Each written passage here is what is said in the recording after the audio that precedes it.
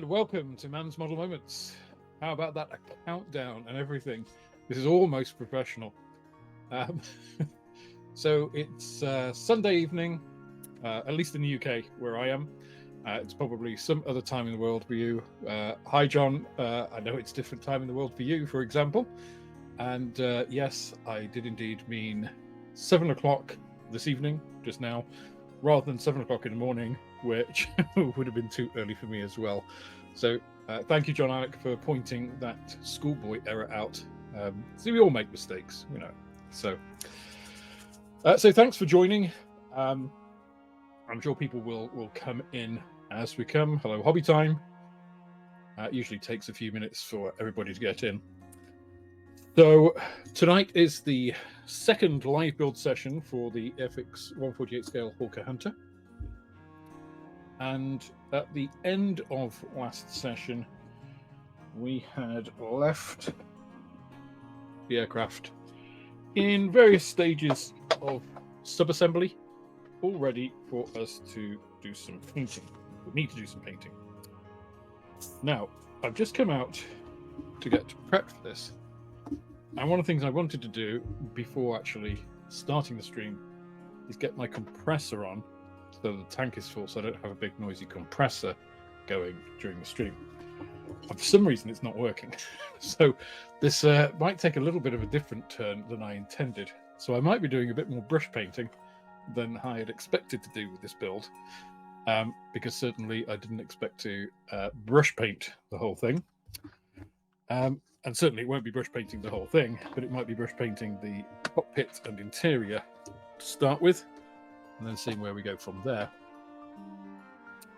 So let me just see 1 second if this is going to work. Now, if you heard that click followed by nothing, that means my compressor is not working for reasons which I have no idea. It did do this a couple of weeks ago, and I just left it, and suddenly it came back. So I suspect there is something that needs some adjustment. I do have a replacement. In fact, let me just grab that.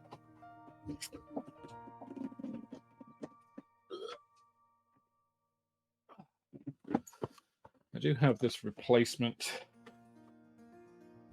pressure assembly. So this is the bit that basically senses the pressure. It tells the thing to switch on or off. So that assembly. I really hope I don't have to replace it, just because it's a bit of a pain in the arse, you know. But essentially, that's the on-off piece that you just heard click previously, and of course there was nothing there. Which, you know, of course, there isn't just the mechanical pieces on here. There are also the electrical connections to make, I guess. So, yeah, not particularly looking forward to that if I have to do that. Model building of a sort that I don't really intend and don't really want to have to do, but if I have to, I have to. It has served me faithfully, this compressor, for quite a long time. So we'll see. Anywho, let's have a look at where we got to with the kit. Oh, you can see I am branded tonight. It's difficult to tell when you're on cam. All right. Look, I fully intended to have the...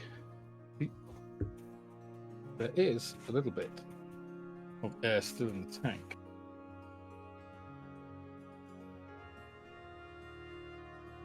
These, of course, the little pieces,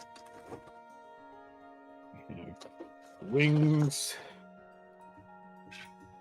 the fuselage pieces, cockpit. No, that's not the cockpit, that's the tail. There's the cockpit.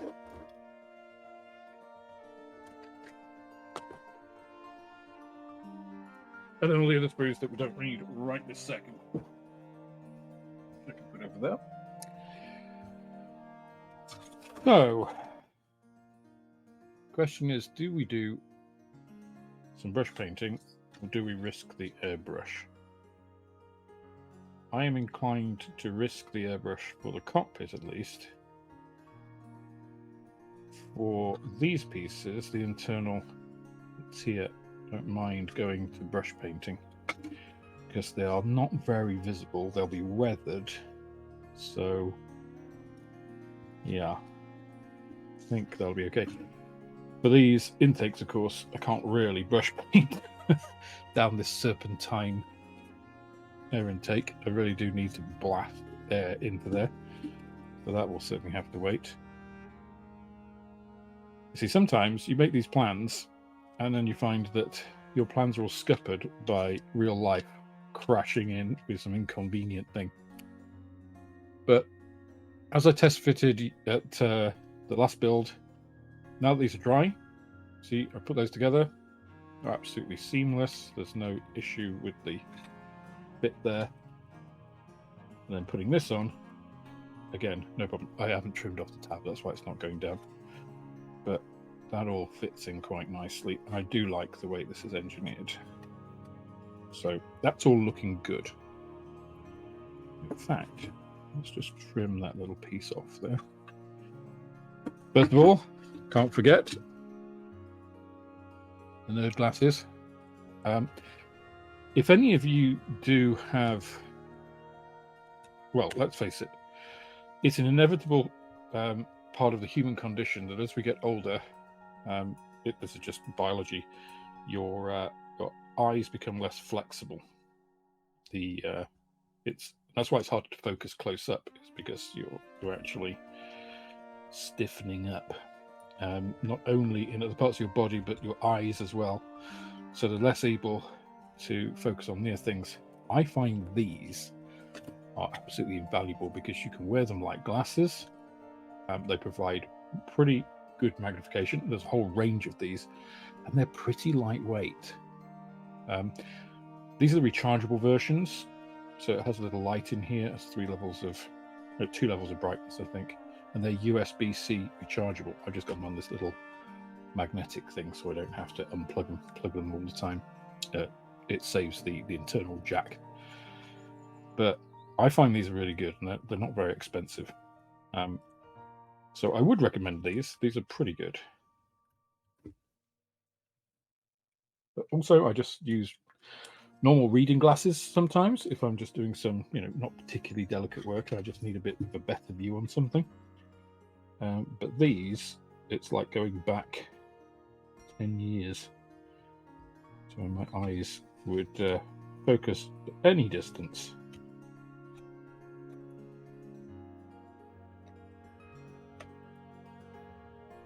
So I used to have a sort of Rolson equivalents, which were a bit medieval by comparison. And again, a lot of it is the advances in battery technology for the lights. You don't have to have the lights, You can use the battery version, so in the non-rechargeable version, the like disposable battery version, and then just not put the batteries in, which makes it lighter still. Let's just test fit that piece now. It's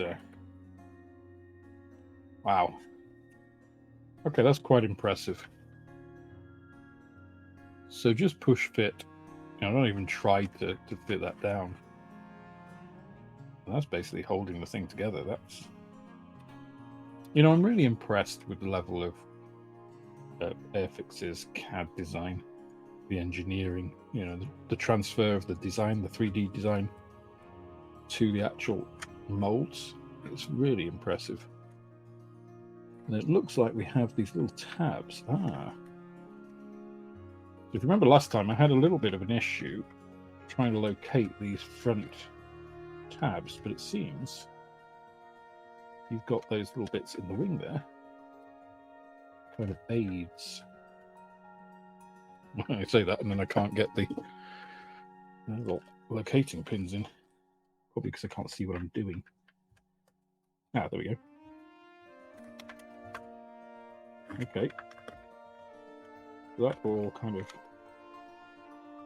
makes it a lot more structurally sound. There's a little bit of a gap, a little bit of a step there, but I think, again, with a bit of... I'm just basically these fuselage halves aren't even glued together. So yeah, there's going to be a little bit of work to do here, but overall the fit of that is not bad at all. Nice. See what it looks like when it's got some cement on it, but that looks pretty good. Can't tell I'm stalling before I get onto this painting thing. Now, first thing I always do with painting smaller pieces like this is I'll put them on these little clips. So you can buy these on Amazon. I'd appreciate it if you are going to buy them. If you go through my Amazon affiliates link, you can take a very small kickback from them. Doesn't cost you anything more. But these are really handy for holding parts like this. And what I do, there is a version at Amazon that comes with like a little block base. I think I've mentioned this before, like a little plastic base with little holes drilled in. I didn't buy that because you can buy more of these without them. And then, should really turn off Discord notifications, you know when I'm doing this. And then find your own solution. So there's a couple of things that I do for this. So the kind of not expanded polystyrene, but the other sort of spongy foam that you sometimes get in like TV packaging and stuff. I'll stab it into that if I've got a section of that. So if I need to do that, you know, as a push, I'll do that. However, what I use most of the time is basically a piece of aluminium extrusion with a wood cover that then has holes drilled in it. Now, having said that, trying to find it after clearing everything up the other day when I was limited on time. Here we go. I did say it was almost professional when I got my countdown, didn't I? This is the non-professional bit. Unfortunately, I dropped it and this piece came off. I need to stick it back on. But actually, it's quite useful for this. It's almost as though I did this on purpose. I didn't, but it's almost as though I did. This is just a regular piece of 20mm aluminium extrusion. You can buy it basically anywhere. It's pretty cheap. It's very strong, so I actually have my lighting rig and my camera rig made of this. I made that all myself. I actually did a video on it. So it's nice and light, but it's heavy enough. It's light, you know, in terms of moving it around, but it's heavy compared to styrene. So that gives enough, you know, weight to keep things nice and secure. And basically this is actually this is a slat from a cupboard door. When we ripped out the bathroom, they had these slatted doors, which are a bit 1980s. And I thought I could make a use for those. So I took them apart, used all the slats. So I've got tons of these. Another example. So here is an example. This is one that I've used for spraying like 28mm D&D minis, that kind of thing. So this is just double-sided 3M tape, and then you can just stick minis on or parts on, and then use them for priming. So that's one thing I've done with them. And then this is another. So I'm always looking for, well, not necessarily looking for, but I always look at things with an eye of, you know, how might I be able to use that? And this is one of them. So this aluminium channel, all I've done is, again, this is single-sided foam tape. So this has just been put into, so the adhesive side is down. So it's been pressed into this channel. So that forms a nice spongy layer at the bottom. This is then super glued on top, which is why this one's come off when I dropped it. It's just super glue isn't very springy, so it's quite brittle. You could probably use 5-minute epoxy if you want a better bond. This I just cobbled up in like 5 minutes. So, and I've just drilled holes, every however often. These are about inch and a half, inch and 3/4, about 5 centimeters, 4 or 5 centimeters maybe apart. I haven't measured them, I just did it by eye. These go in quite nicely, and because you've got the foam there at the bottom, they kind of stay in place, don't wiggle around too much, but you have got a bit of flexibility. And you can put a whole bunch of these, and pretty big part, and because you've got the weight of the aluminium at the bottom channel, the whole thing doesn't move.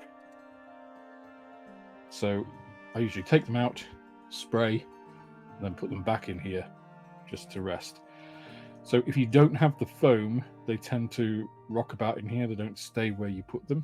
So the advantage of the foam is it just secures them in the bottom. So it's like you've got 2-point anchoring a little bit. And you can do it with basically any size, for instance. So I find this as a really, homemade solutions to a lot of the problems in modeling. You don't need to spend lots of money in modeling. We do. Sometimes it's quite therapeutic and quite nice to do that. But it's not a requirement by any stretch of the imagination. It's quite easy to use these kind of slightly Heath Robinson solution problems. Is what people have always done, and there's no reason that we can't continue doing that sort of thing in the 21st century. So okay, so there's all my small parts kind of prepped. Again, I don't need these. And if you've got larger parts, of course, or you just want to make sure nothing touches each other, you can just space these out. There's nothing to stop you doing that. But it just allows things to dry without you having to touch them, without having putting down somewhere. Keeps them nice and out of the way. And it stops you losing them as well. I find one of the big things with small parts is often where have I put them? It's often fine to actually get all these pieces, especially if you're cutting a lot of pieces off before assembling. So this is one nice solution to doing that. The other one I have is using little containers, same ones that I use for making model pigments. These little ones, these are great for all kinds of stuff. And again, you can buy these off Amazon or other places. I'm sure in the US, Walmart or Hobby Lobby or something, or wherever will sell these. They're literally pennies or less, each, by like 100 or whatever. And small parts. So if I'm then working on a kit, say I have to stop it for any reason, so particularly with the channel, sometimes I'll be doing something, I have to pause it, do something else, I've got another commitment, or I want to get a video out for a certain time. Storing all your little bits in here rather than just putting them back in the box stops them, one, from getting lost, and secondly, from getting damaged. If you want, you can put a little bit of tissue in there as well, just to cushion them if they're especially delicate. I don't think I've ever done that, because I don't think I've ever had anything that delicate. Photo etch parts as well, it's good for containing those. If you want to just separate parts out for assemblies, in the future, all that kind of good stuff. Just little solutions like this, I think, are the kinds of things that we can share in the community. It doesn't cost us anything. It's not proprietary. It's just little tips and stuff. I've learned loads of things from other modelers, and anything that I can pass on which is useful for other people, I'm happy to do. I think that's in the spirit of the hobby. But you can also buy them through my Amazon affiliates. So I can get my 2% or whatever it is. Anywho, Richard, you've got the battery version of the sexy goggles. How do you find them? And is that the replaceable battery or the common or garden buy them from the store battery? As I say, mine are the rechargeable battery one. Some people say they have an issue with the weight, but I will forget that I'm wearing these. So sometimes I'll be working on something out here in my little man cave. I've done what I want to do, finished for the evening. I want to go in, spend some time with Maria, watch some trash TV or whatever. And I'll go in, and I'm still wearing them because they have this this little bit here. This is the other thing I like about them. And again, I'm not on commission for these or anything. This is the other thing I like about them, is that they can just hook up and they stay there. My old Rolsons like hinged from the side. The whole assembly went up, and because it was so big and heavy, it always used to gradually like slide down. It didn't have these positive like pieces that you can see here. So if you just need to look at the instructions for something, if you're doing your nerd stuff through the glasses, I need to look at the instructions, you can just pop those up, and then they're out of the way, out of your vision field. And the other thing I find with them, they come with some like rubbery plastic things which slip over these nose guards. I find those are quite uncomfortable.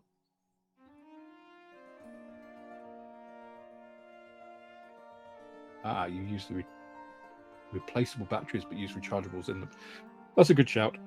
I've got a lot of rechargeable batteries, and I always find they're never charged when I need them. So having the USB version means I've got loads of USB ports here, so I can easily charge them. But again, I like the fact that they got a couple of versions to cover everybody's needs. But I replace these straight away. They do supply these they're like little air cushion versions. I find these much more comfortable. Maybe it's because I've got quite a prominent, hard bridge of my nose. But I find the other ones are quite... they're okay, but if you've been wearing them for a while, then you notice them. Whereas these, as I say, I will forget I'm wearing them and go in, and Maria's like, "What the hell are you wearing?" I'm just like, "Oh, sorry, I forgot. Got my nerd glasses on. My sexy gogs."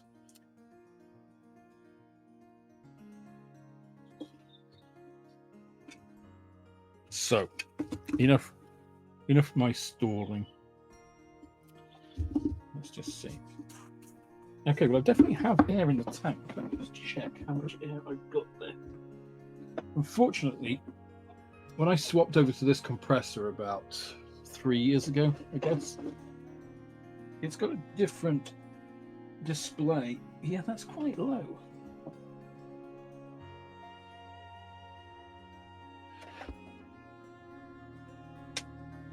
It's definitely not coming on.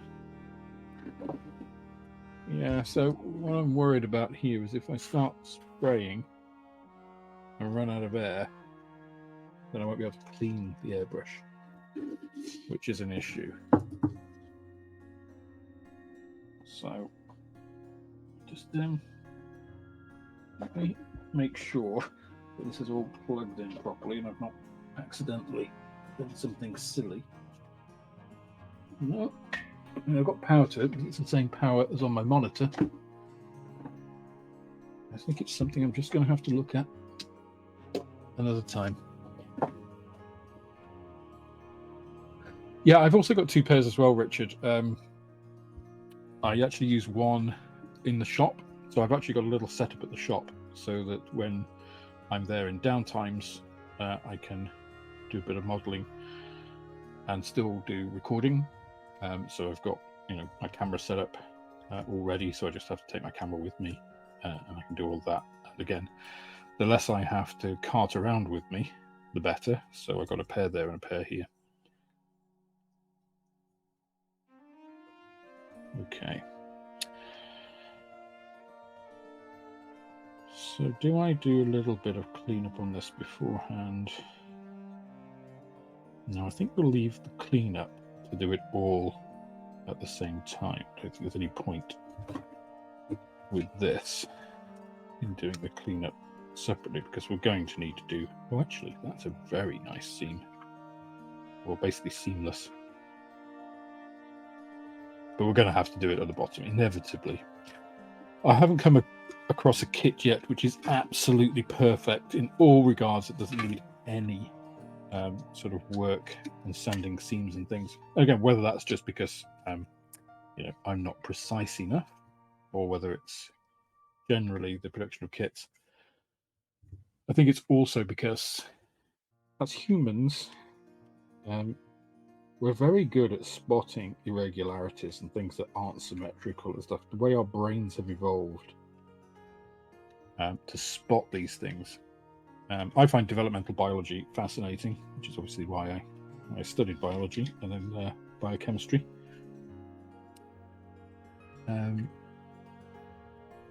But I always find it's amazing how we are instantly drawn to certain things.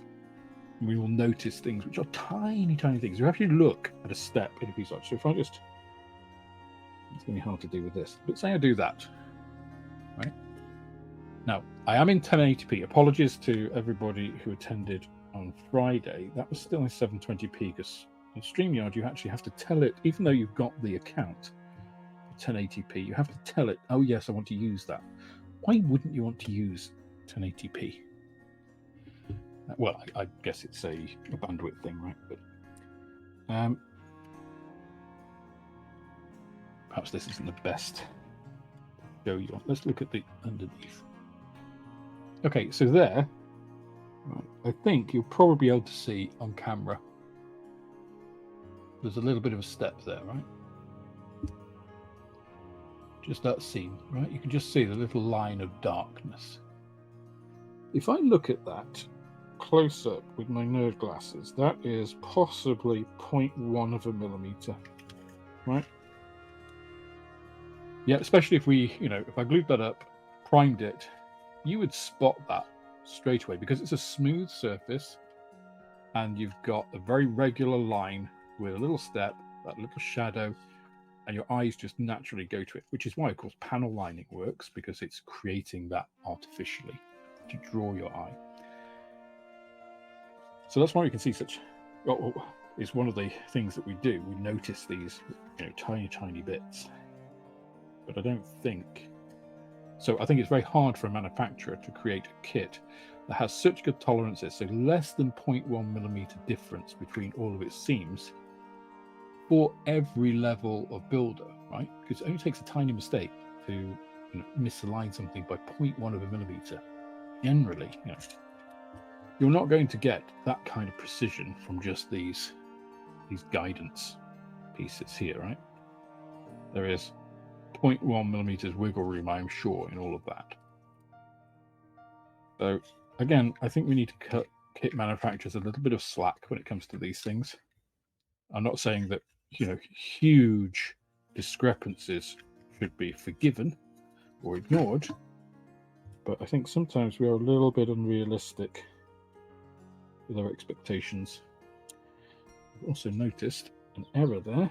That's actually popped out and then stayed and then cemented into that position. So as I've noticed it, let's deal with that straight away.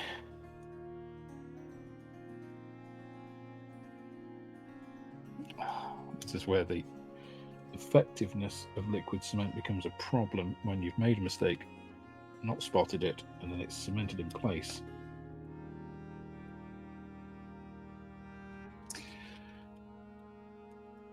Okay, there we go.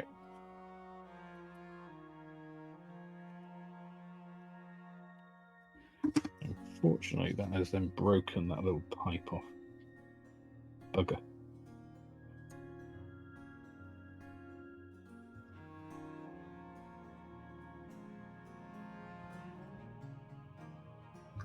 Well, these things are sent to triers, as my mother would say.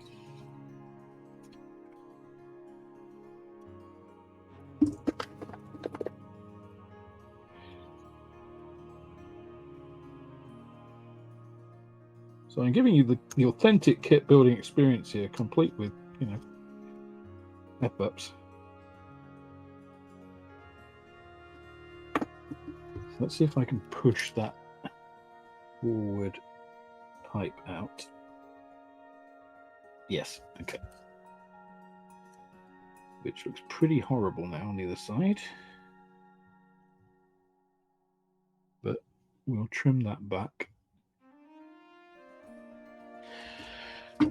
So again, one of the things I say to, newer modelers, young or old, whether they're coming to the hobby for the first time or going back to the hobby, and ask for any advice and stuff. Nothing is a dead end in modeling. You can recover from pretty much anything. It's how much time and effort and how hard it's going to be. That all might change. But never feel that a model is at a point where you can't rescue it if you want to.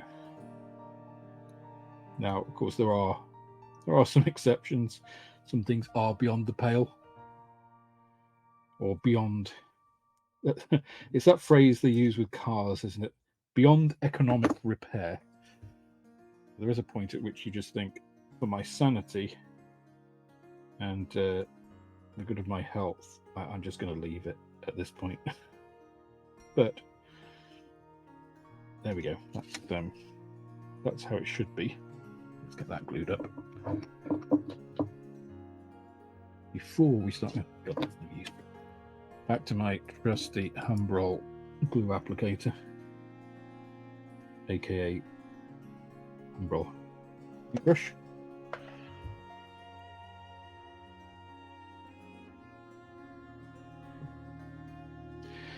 I think that happened because I did this, I glued this in, and then I was messing about with this, doing the test fitting and everything, and really forgot about this completely. I might go back and watch my old stream and see exactly what I did, but right. So then we have to kind of wiggle that round a bit.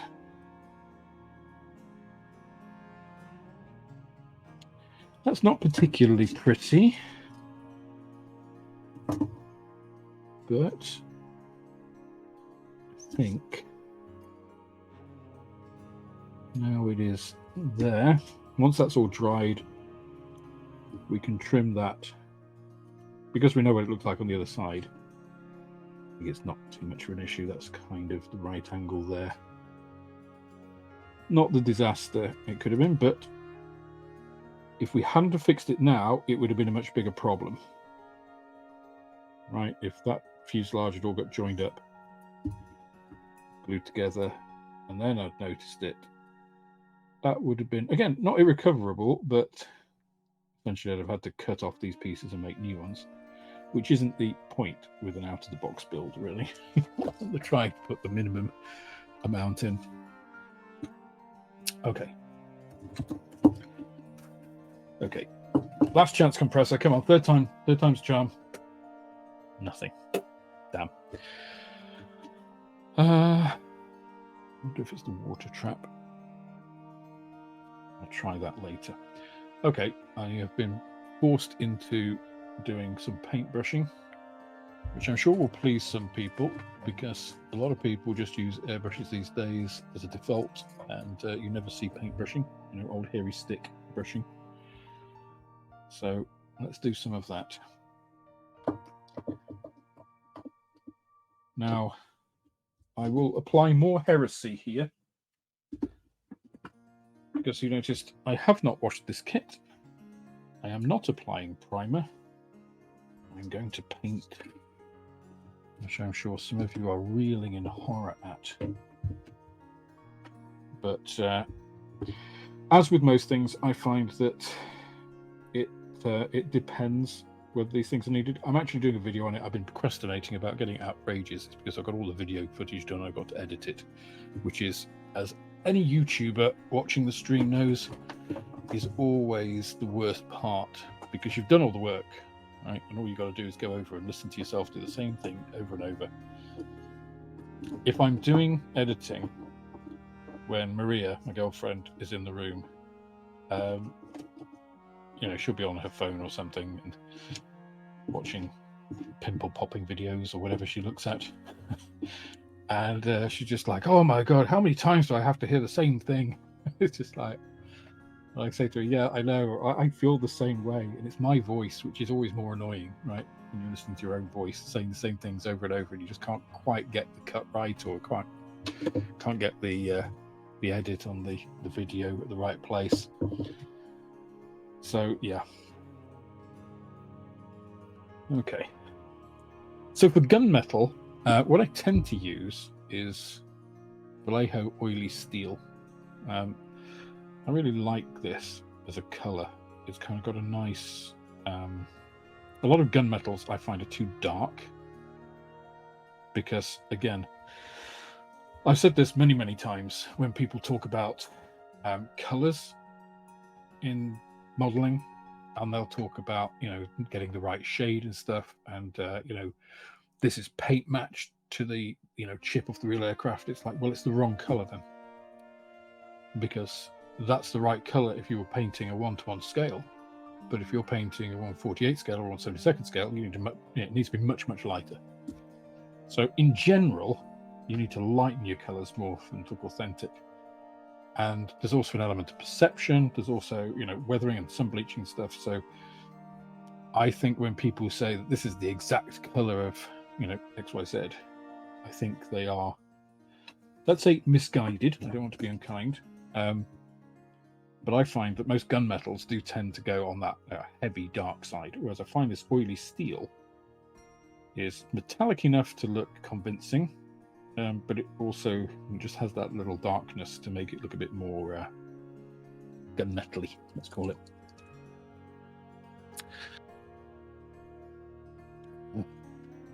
So normally I mix these on my vortex mixer. I'm not doing it because it's on the bench, which my microphone is on, and it's quite noisy.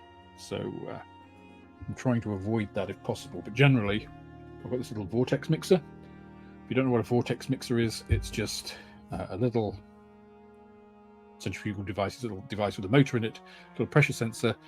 You push down whatever you're trying to mix on it, and basically it's got a little rubber thing, so it kind of keeps the base on that motor, and then it basically, you know, spins it around.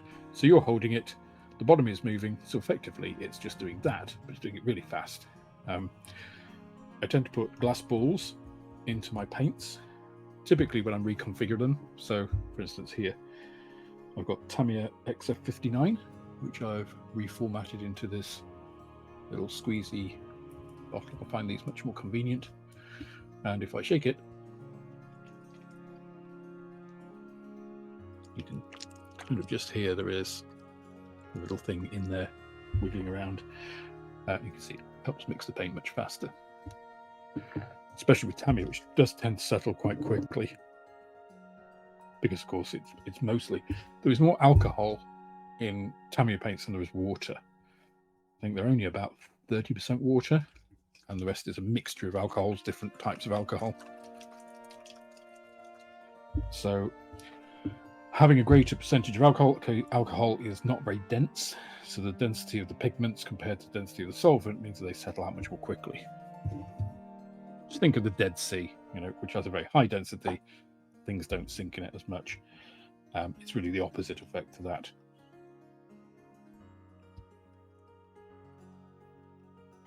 I think you can probably just hear that as well. Little. But I don't know if this is a thing in the US, because I know you have very different kind of takeaway containers, but in the UK, this is your standard kind of Chinese takeaway container. I mean, it's not a Chinese takeaway container. It's a takeaway container, but they're often used by Chinese restaurants. Indian restaurants tend to use a slightly different format, but these, whenever I get a takeaway, Maria and I decided too lazy to cook, I always put these in the dishwasher and save them. They're great for containing odd bits, you know, whether they be kit parts or spares or, you know, whatever. But at a push, you can also use them as pallets, of course, because they're just plastic.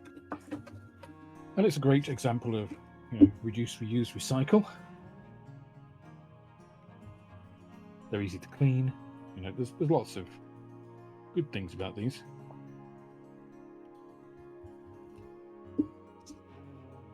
Now, Vallejo paints tend to be quite thick, including for, you know, just paint brushing. It's a little bit too much water, not enough paint.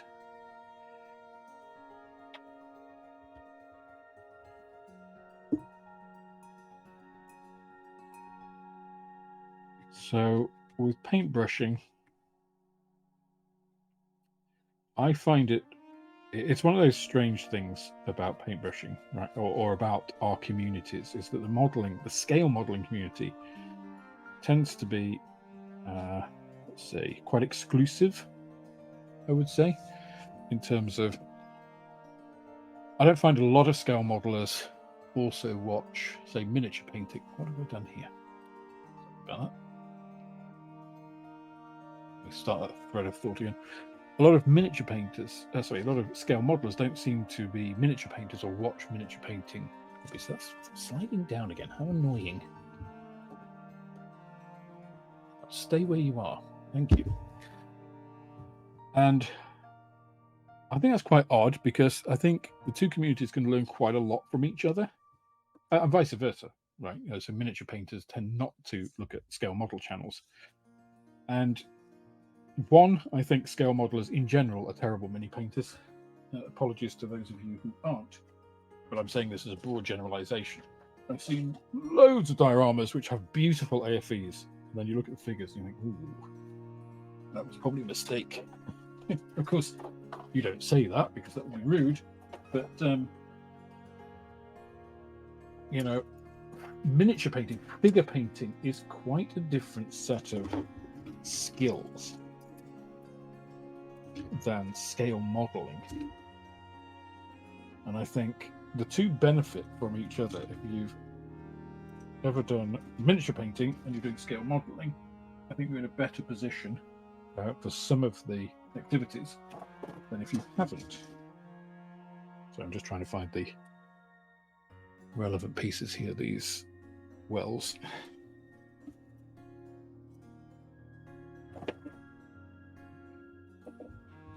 And one of the things with any miniature painter will tell you is thinning your paints for brush painting is essential.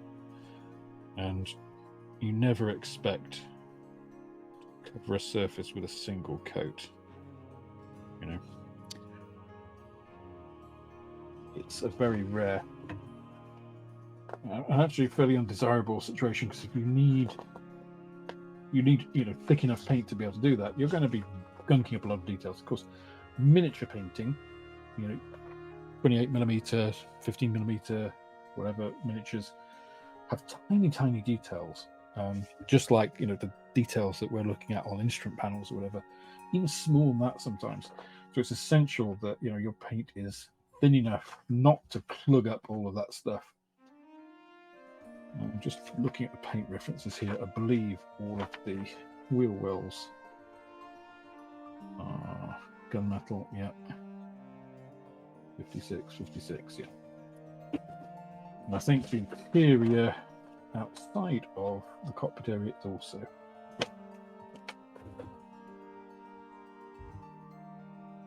So basically all of this is going to be gunmetal.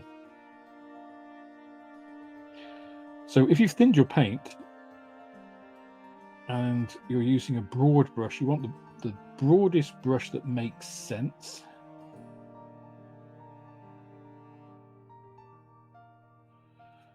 It does a couple of things. One is you minimize any brush marks.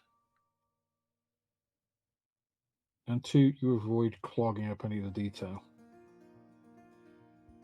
Now, if you're doing 2 or more coats, when this is dry, I'll go in the opposite direction, so perpendicular to the first coat. So again, otherwise, if you're going, it's just like with painting in DIY, right? If you're painting all in the same direction, you risk building up ridges of paint in one direction.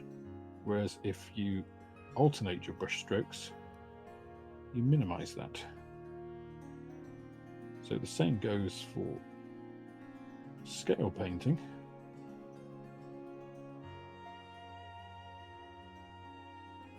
I also don't tend to be very careful when I'm brush painting like this.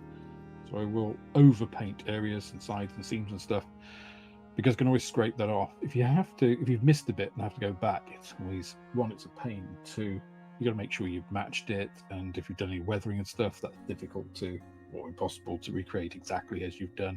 So there are a lot of reasons that I overpaint rather than I'm not careful about that. You can scrape paint off seams, it's the glue and things. That's not an issue. That's easy to do.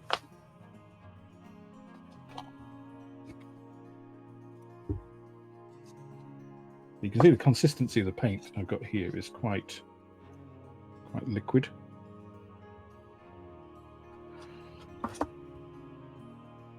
And also, I'm not putting my paintbrush in and straight on. I'll like remove some of the paint first. So it's all about control, right? You want to be able to control what you're doing with the paint.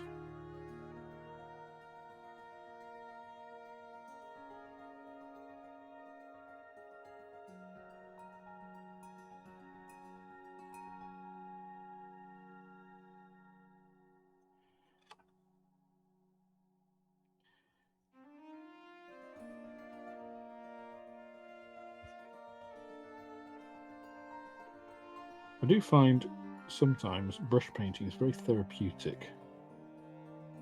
It's kind of something very nice about just getting your hairy stick out. Sounds quite rude. And lobbing a bit of paint on a model. I also don't really get the hate for any painting method, right? For either brush painting or airbrushing. You know, the whole, oh, you're not a real modeler if you don't brush paint, or, you know, things can't look good if you're not airbrushing. I think, broadly speaking, that's bullshit.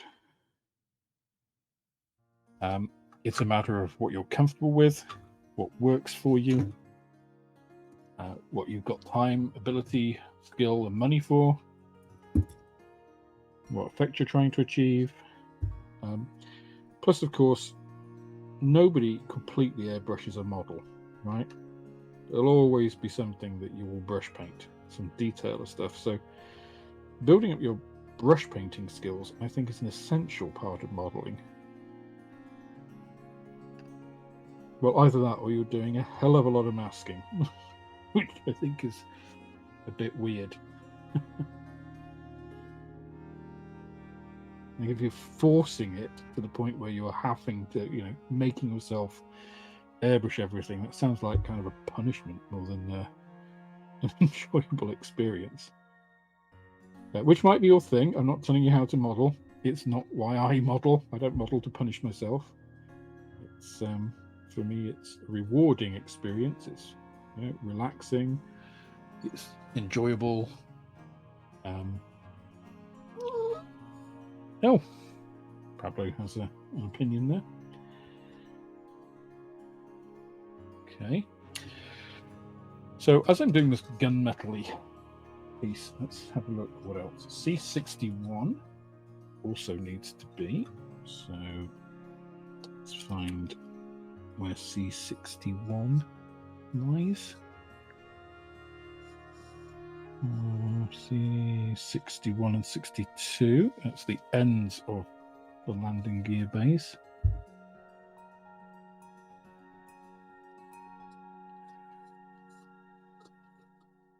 What is it, Pablo? Eh?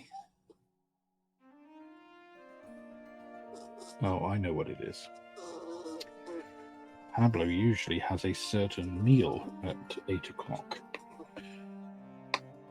So I can't say the word because otherwise he'll go insane. But I think you all know which meal I am referring to. It begins with D. I'm sorry, Pablo, you'll have to wait a little bit.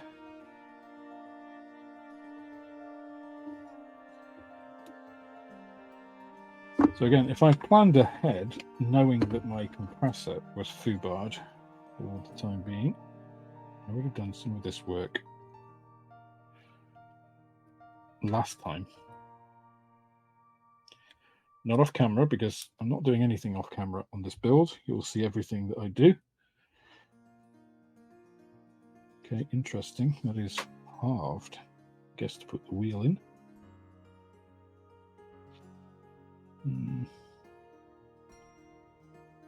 Question is, do I want to start trying to paint all of those gunmetal pieces? Well, I guess we've got the paint out, right? So let's have a little look about what needs to be.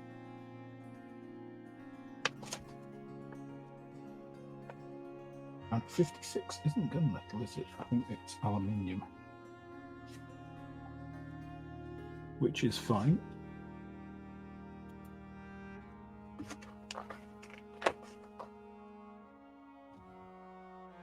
Yeah, Aaron, it's a good point.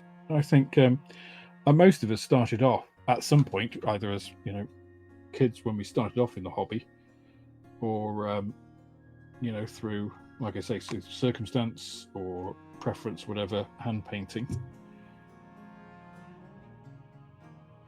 Now those pieces I do not need because they are the wheels up parts.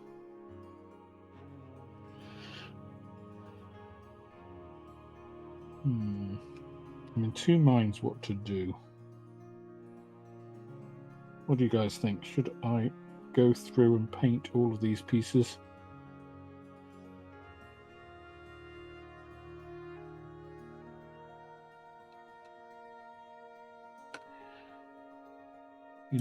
Executive decision, I'm not going to. I'm going to switch now. So this will still remain liquid, especially if I put a drop more water in it for a little while.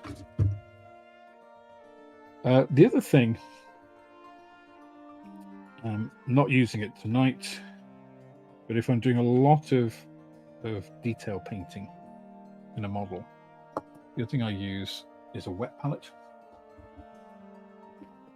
And if you've never used a wet palette, they're easy to make them yourself. You can also buy them. Redgrass Gaming do a really nice wet palette that I use. I've used others, including homemade ones before. And what that does is basically, if you can imagine, like a layer of tissue or sponge, and then a layer of essentially baking paper, right, on the top. And actually you can make one out of the aforementioned takeaway container. So if you put like a sponge, cut a sponge, like one of those thin, sort of 1/4 inch, 4mm sponges to size at the bottom here, and put baking paper over the top of that. It has to be not the brown stuff, the like slightly translucent one. You put enough water in to saturate that sponge, pour any excess out, put the baking paper on top, smooth it over. It'll try and curl up at the edges, keep pushing it out until it just lies flat. And you put your paint on top of that, and it just keeps it hydrated enough to stop drying out. It keeps your paint soluble for, I mean, if you put the top on, it will keep it on, overnight and stuff. More than overnight, you risk things going moldy, and eventually it will dry out, but it extends the length of time. So especially if you're doing, say, bespoke pieces, so if you've got you've mixed a color up which is just right for what you want, but you've got to use it later, it's ideal for that sort of stuff because you can keep your paint wet, soluble, do those other pieces, and then come back to that. So a wet palette is a really good investment if you're doing a lot of hand painting, especially complex painting. So mini painters use them a lot because, of course, if you're painting a 28mm, say fantasy figure, you're going to be going back and doing this, especially with blending. Blending's a whole nother topic, but that also a great skill to develop. In terms of the cockpit, again, I mentioned about scale effect earlier, and darkness, etc. So color theory, I think, is also a really valuable. It's not a technique; it's kind of just an experience. It's something you've got to. If you're an artist, right? But I think a lot of artists intuitively get color theory. It's why they become artists. The way that Vermeer saw light, or Da Vinci, or whatever. But it is something you can also. It's something you can learn. The way that light hits something. Think of a tree, right? Most people think trees, they're brown. Go out and actually look at the bark of a tree, and it won't be the brown that you would have painted it, just thinking of it yourself. So there's an awful lot to like looking at things and just seeing how they actually look and trying to represent that. And that's, I think, where you start to get real skills. Yeah, it takes a lot because you've got to unlearn a lot of things. Like as a kid, you know, you would just do a brown stick with branches and that's a tree. And it's recognizable as that, but it doesn't look actually like a tree. And the point I'm getting to is I'm going to be painting this cockpit black, if I can find it. Where do I put the cockpit again? God, it's like the magical disappearing cockpit. Oh, of course, because I put it on here to keep it safe. I'm not going to paint this black. And if I'm painting black, I never actually paint black. Things like this, like rubber black, or actually what I'll probably do is this dark grey.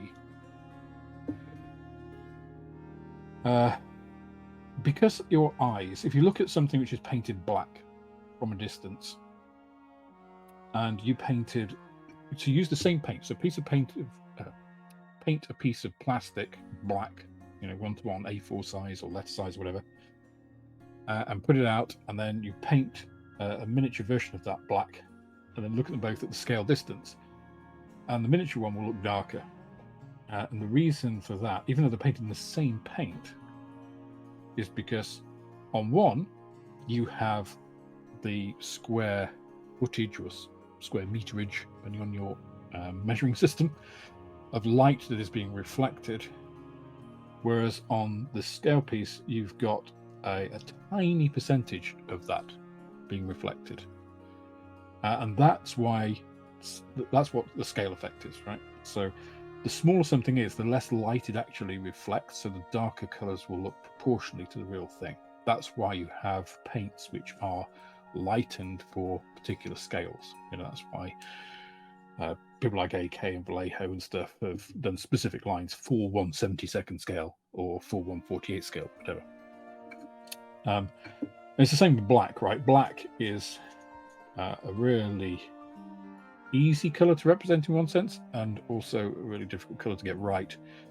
Because if you look at a Hawker Hunter cockpit, it doesn't look like a black hole, right? It actually looks a mess, actually. But if you look at the dials compared to the actual, you know, surrounding instrument panel, which is painted black, the dials are a darker black than the black surrounding them, right? Because they're behind glass, because they, you know, don't get the wear and the weathering and, you know, all that kind of thing. So I usually start off with a dark grey. And again, I'll just go back on myself a little bit.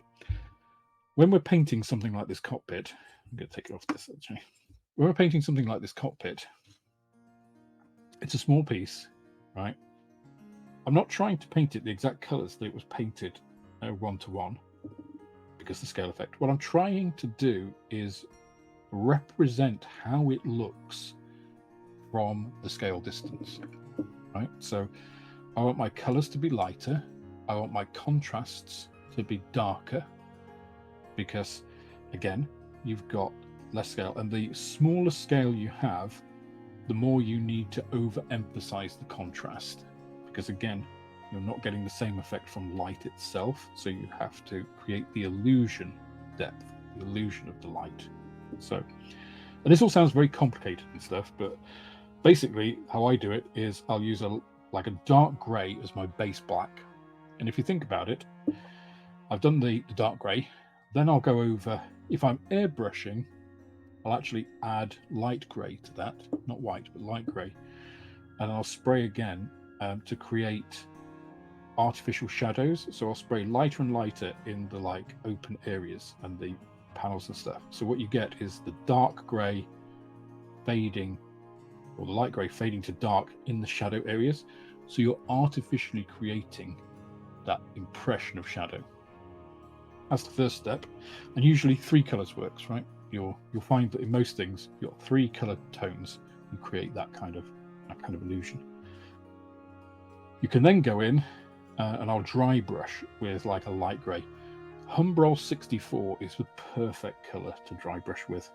And actually, if you've got Humbrol 64 in starter set paints, because they tend to dry out, it's perfect dry brushing paint. So it's the one thing that I would recommend Humbrol starter kit paints for is dry brushing. It's great. Humbrol 64 is I don't know, it's just got the perfect balance of light grey. It is just a great colour. And what you'll see is once you've done that, you'll get a very overemphasized lightness. Then I'll go in with Tamiya panel line accent. I'll actually go in black, not the dark brown. Well, actually, I mean, I sometimes use this. The reason this is quite full is because I tend to mix my own. I think I've got one here. Yeah, here's a grey that I've mixed. So this is oil paint and odorless thinner. So I tend to mix my own washes rather than use these, but they're handy at a push. Right, here's my black. The stainings from where I spill it, as you notice, I do tend to knock over Tamiya paints quite a lot. Square bottles, at least. So then you can come in with the black and, again, do an overall wash. Use your cotton bud or little makeup applicator to remove from the surfaces. And again, that's going to pool in all those ways that a wash does. And then you've created this really rich range of shades, and that creates the illusion of looking like a black cockpit, which has all the wear and tear, and of course you can do chipping and stuff on top of that, but just creates the way that light is falling in there, and it gives that false impression of depth and detail and all those kinds of things. That's why I don't use black. So these ICM colors. So ICM, really interesting company. As you'll have seen from my videos, ICM have been kind enough to send me a number of kits and paints and things, and figures to review. I think ICM have come on leaps and bounds. Again, much like Airfix, I don't think they've had the same journey, but if you go back to the 90s, and I think John Alex experienced this, some of their kits were a bit soft, had some fit issues. I think they're a typical 90s small manufacturer, right? Working through that whole path. I mean, certainly not like A model, companies like that, which, you look at their stuff and it's rough, really rough. It was never that bad. But more like the early Zvezda, obviously a company finding its feet, getting stuff together. Now they are producing just superb kits. The Blenheim that they sent me is just stunning, on par with the Anson, that Airfix did. Their paints, I didn't expect anything from at all. I thought, they're a small company. They're not focused on making paints. I'll try them out. Actually really good for brush painting. I haven't tried them extensively airbrushing, and obviously I'm not going to be tonight because the compressor's fubard. But for brush painting, I think they're thin enough, as you'll see here. I use these generally without thinning with water because they just seem to be the right consistency for brush painting straight out of the bottle. You see, they're quite thin. They don't gum up. So if you're not getting that, big build up that you'll get if you try to do a Vallejo or certainly a Humbrol straight out of the pot. See? They also seem to dry super quick. Much quicker, I think, than other manufacturers. So again, I don't know what it is about their formulation, but really like them. So I really wasn't expecting that they would really do anything or be anything. I thought I'd just be polite about them. The only thing I think they need to work on is, I won't say their color matching, but their choice of what they recommend in terms of colors, because it's interesting. But then I think any of those sorts of things, it's incumbent on the modeler do their due diligence on what colours they're using. And as I said before, I don't think there is a definitive, this is the right colour for this. You can kind of tell when a colour is right, from your reference sources and the way it looks, comparing it with contemporary photographs, etc., etc. You see that? These are the only paints I've found that you can paint straight out of the bottle, not diluting, and they'll pretty much do a one-coat cover. Now, I think you can thin them a bit, but again, I've not washed this, I've not primed it, I've not done anything with it. There's no adhesion issues or anything here, so I think it's pretty good. And some of the colours are really nice. Others, not so much. The silver is terrible. So it's not just because they sent me the stuff, to try out, that I'm saying nice things about it. I've been offered, recently I was offered a paid review on a set of products. And they were asking, how much do you charge to do a, 2 videos on this? One is like an 8-minute video, one is an 8-minute video with like a month of, coming back usage sort of stuff.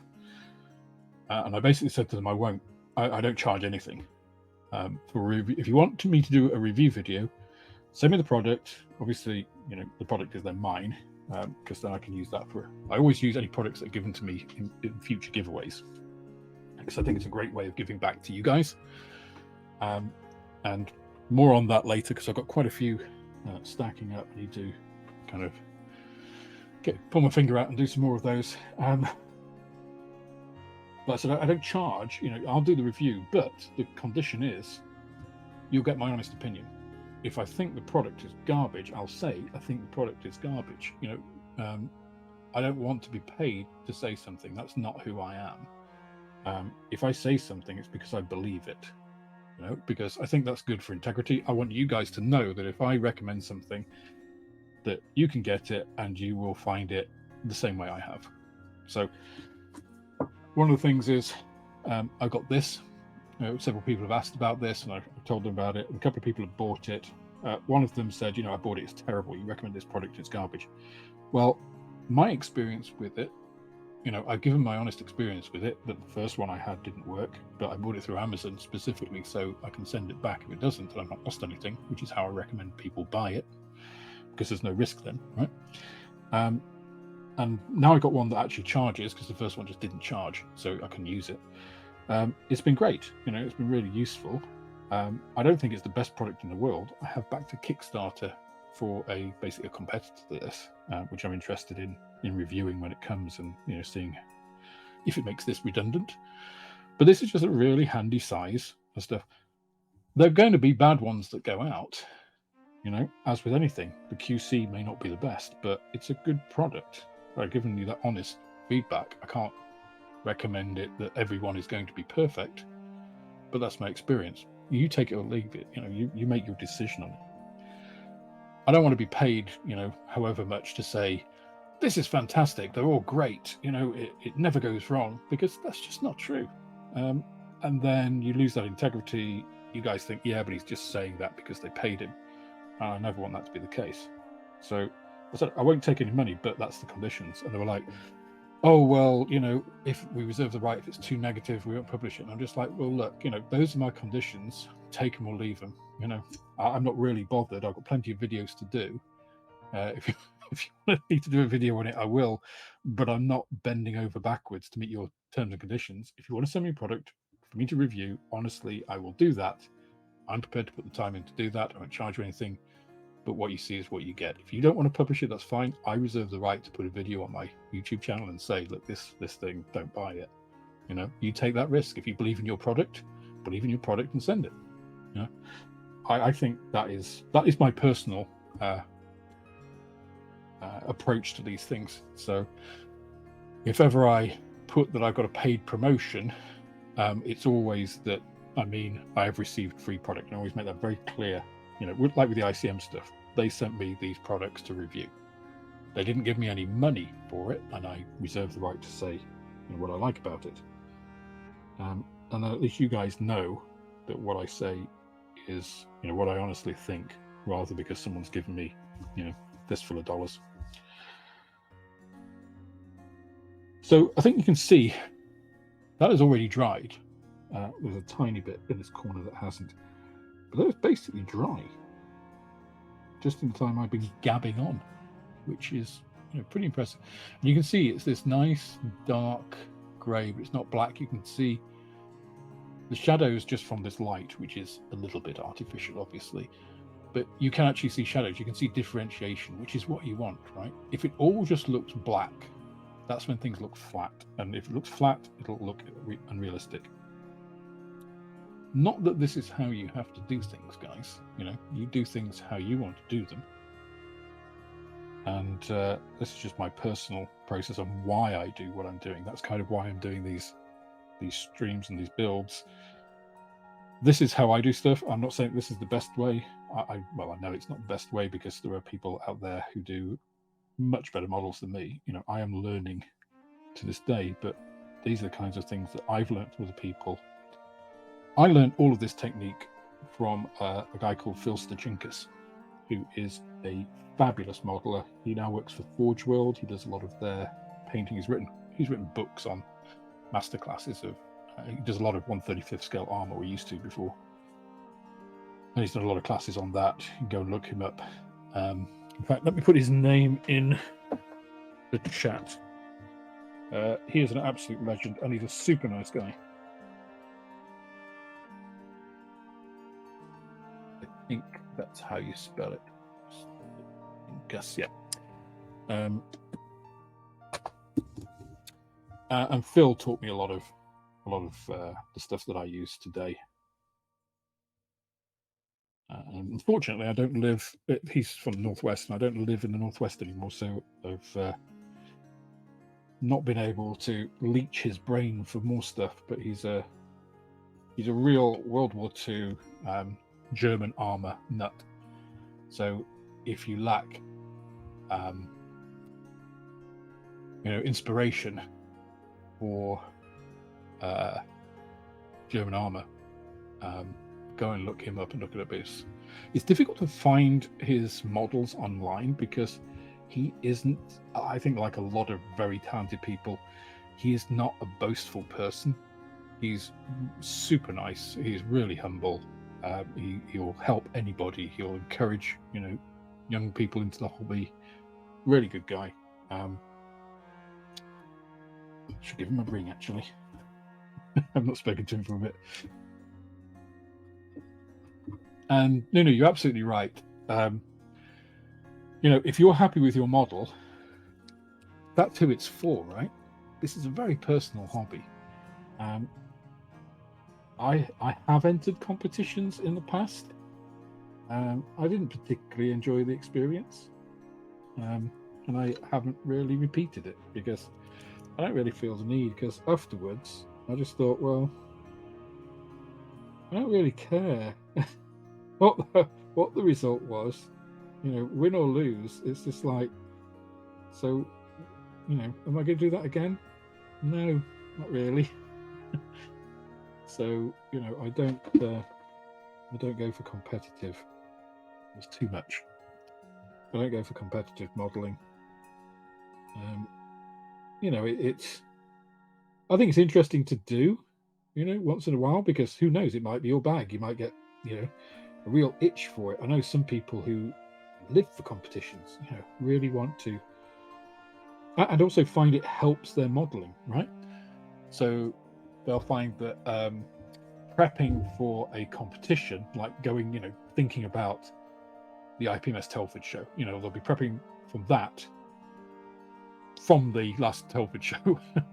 And that inspires them because they've got a target date, you know, they've got, it's a bit like why I did YouTube, right? I started doing YouTube to be able to finish stuff, right? Because I was a terrible procrastinator about starting stuff, you know, and not finishing it. And YouTube has really helped focus me because I don't want to disappoint people. I don't want to have them waiting for, a part 2 of something that I promised, which takes 6 months to come out.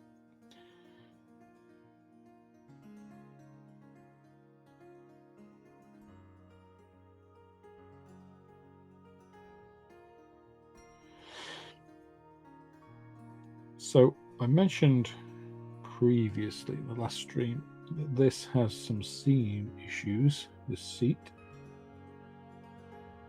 I should have went that off a bit first, which I think you can see here at this front. There is a pretty prominent seam. You see that? I probably shouldn't have painted it dark grey before trying to show you. But at the front of the seat, there is a pretty prominent seam. However, that is going to be entirely, you will not see that at all when it's in the seat. So I'm not going to do anything about that. This one at the top, not sure. I need to check reference photos to see if, well, one, how visible it's going to be, and B, if that actually is a feature of this mark of ejection seat. Because although this is out of the box, filling seams, I think, is within the remit of a standard build. Not adding extras, but you can, repair obvious issues.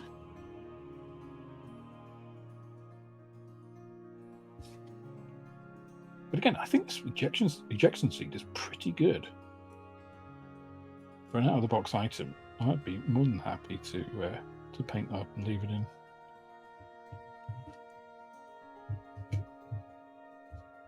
Okay. So I'm going to go ahead,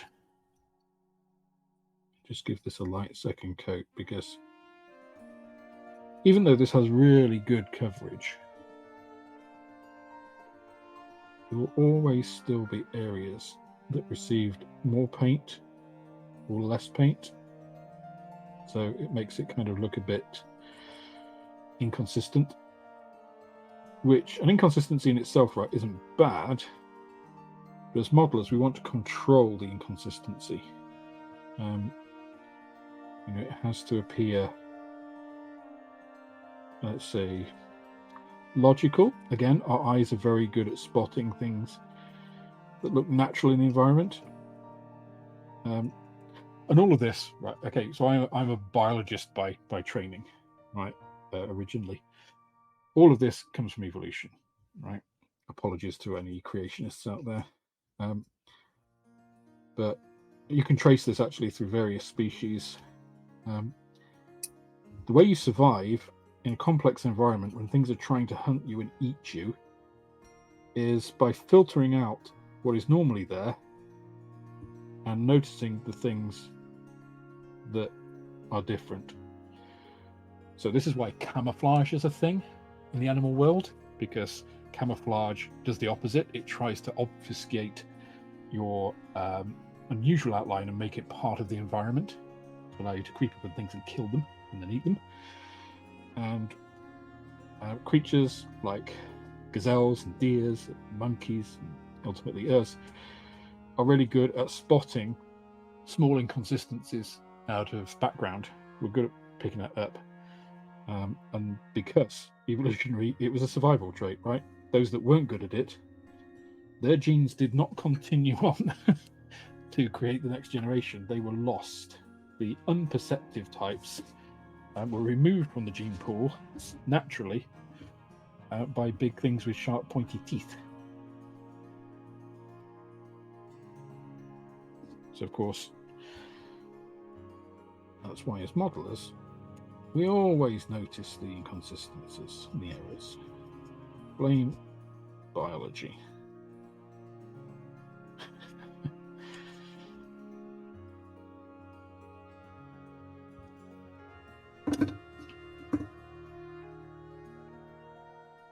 Take a quick look at the chat. Who do we have? Hello, Penny. Hello, Ed. Hello, AFC. Welcome. You probably joined just as I was whittering on about biology and big cats and things and thought, what the hell is Alex going on? He spilt some more Tamiya extra thin and is losing the plot.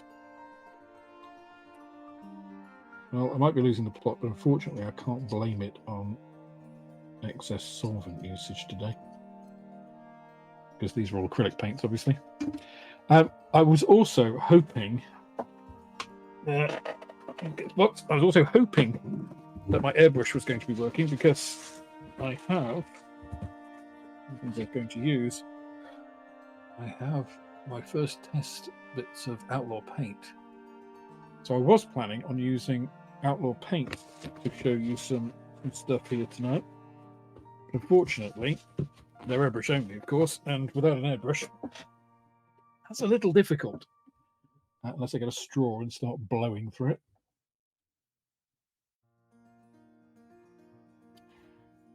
So, yeah, ICM paints, I would actually recommend giving a go. They're actually, and they're pretty cheap, right? They're only 14 mils, I think this pot is. 12 mils. 12 mils. So, which is still more, actually, than you get in, your standard Tamiya mini pot, which, I would have, just from visuals, you would have thought that contained more. But of course, there's a lot of space in there.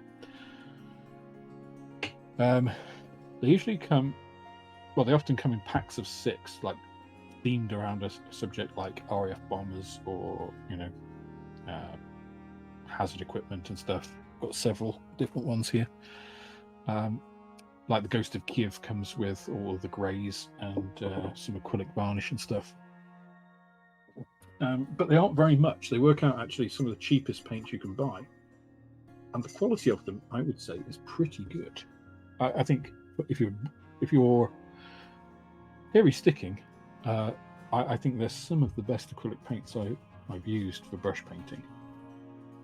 Now, I mentioned before, I wouldn't recommend them for everything because I think their weakness is their color range. For instance, right, this is part of their RAF bomber range, and what they recommend for the brown is this, which is their chocolate, which I think most of you will instantly recognize is way too dark for RAF brown. Regardless of what I've just gone on about with learning color theory and all those kinds of things. Now you can perfectly well mix this, to get an acceptable color or range of colors, because you want to do several different shades. But if you're a beginner modeler and you're just going straight off this, you're going to get a very strange looking aircraft, because the green they recommend as well is also pretty weird.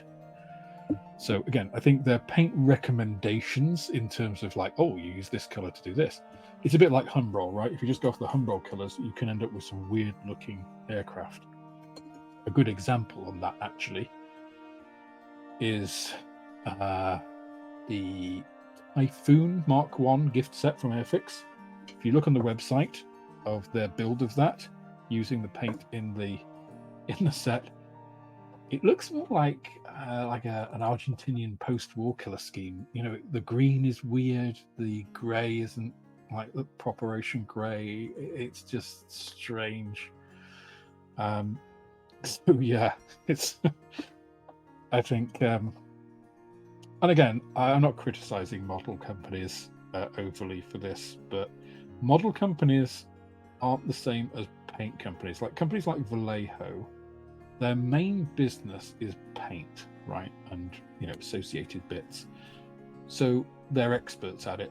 So they're bound to have an edge on Humbrol, for instance, who, although we've been doing it for a long time, there's been a lot of changes, and the market's changed. Their enamels, you can't use Mico anymore. I think it's methyl ether ketone oxalate or something. So, yeah. Is their main business? Are they making most of their profit on the paint? No, they're not. So it's always going to be secondary to everything else. You pay your money, you take your choice. I think the great thing about modelling at the moment, and Moss and I talked about this in Beyond the Box. You've not listened to Beyond the Box yet? What are you doing? Get on your podcast service and dial it up. we talked about it in, are we living in a golden age of modeling? And I think absolutely we are. Never before have we had the choice. I'm just looking at my paint range here. Let me show you guys. This is part of my acrylic paint range, right? Okay, part of it, say. So these are just matte and gloss colors. I've also got a whole bunch more across here.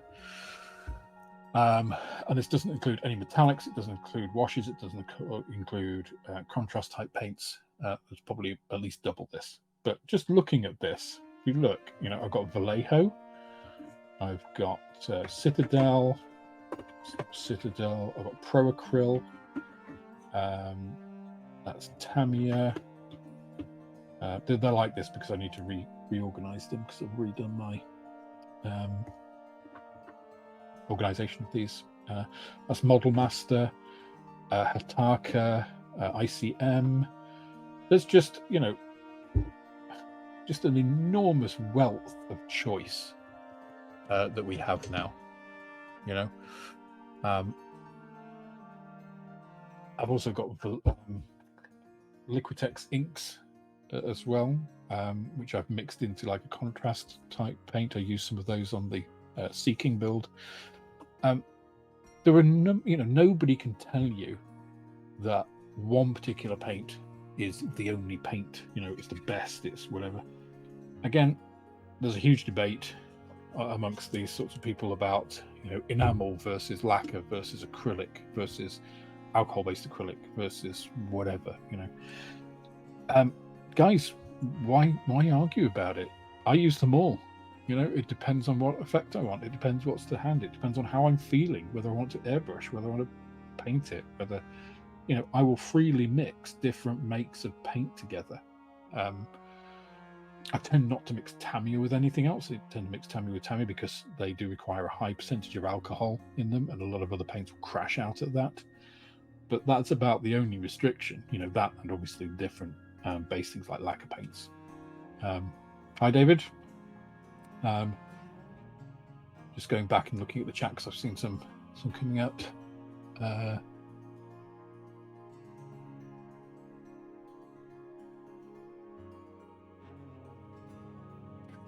That's a very good point, Penny. I think the biggest problem we modelers have is if someone looks at your work and says it's good, we have a natural urge to point out errors. Well, I agree and disagree. I think I would, if you're using we modelers as this group here and the kind of, I would say, like-minded modelers, I think that's absolutely true. We tend to be self-deprecating. There are a group of modelers who are the opposite way inclined. You say it looks good and they will talk about what a great modeler they are, and it's like, then it's then quite difficult to get away. I think it's a small percentage, but I think you're absolutely right. We do tend to point out things because we've seen it, right? We've been through the whole process. Somebody coming along just looking at it has, even if they're really interested, they're going to spend what, maximum 5-10 minutes with you looking at your work. We spent hours with it, and we've been through all that pain. I think sometimes we want to share that. Outlaw is definitely going to increase their range as well. Sorry, I don't mean to just put Penny's comments up here. I will, because it's just those caught my eye. So I am going to be stocking Outlaw paints. So in the UK, there's only going to be a few model shops and outlets where you can get Outlaw paints to start with. We have a limited exclusivity for a period. I'm going to be one of them. It's one of the benefits of being an early adopter. I'm just getting the military range to start with because there is a huge amount of Outlaw paint. They only come in this size or bigger, and if you can tell, there's a lot of paint in there. So what are these? 30 mils of paint, ready to spray. Some people will say, oh, well, you can thin, XYZ paint and get more out. It's like, yeah, but you'll have to do more coats as well. So the coverage of Outlaw paint density in it is very high. So but obviously they're quite a lot. They're quite expensive compared to, you know, an ICM acrylic, for instance. Completely different in the way they're applied and the rationale and everything. There's no way you could ever put that in an airbrush and spray it and not gum it up straight off the bat. You know, you're going to have to thin it. You're going to have to experiment with that. You're going to have to talk about pressures and stuff. This, you just stick it in the spray. So I think for beginner airbrushes, I think this is great. Not just for beginners, but I think, you know, it's a great thing to just be able to have a ready-to-go product if you're new to something, and then you're developing the skills rather than worrying about, you know, your paint dilutions. And it doesn't matter what recommendations you have, you will still have to do some fiddling about. But they have a car range, they have, you know, pearlescents and metallics and God knows what, which is a substantial monetary investment, which I can't afford at the moment. So I'm going to be doing military and expanding that out. But they will be increasing the range themselves as well and expanding and adding to colours as obviously they grow and they get more requests and develop that. And yeah, as Nemu said, he's doing his testing with Outlaw at the moment. I was hoping to start my testing tonight and then expand that on into the week. That Bristol Blenheim I mentioned from ICM, because of these rather odd paint choices, I was going to use the ICM paints for it. I was waiting for them, and then when they came, I'm like, maybe not. So I thought, well, why don't I use the ICM paints? I've got the colours for that. I've got the RAF colours. I hope I've got enough to cover a Blenheim. But I think that will be a good test of it. Oh, an excellent question.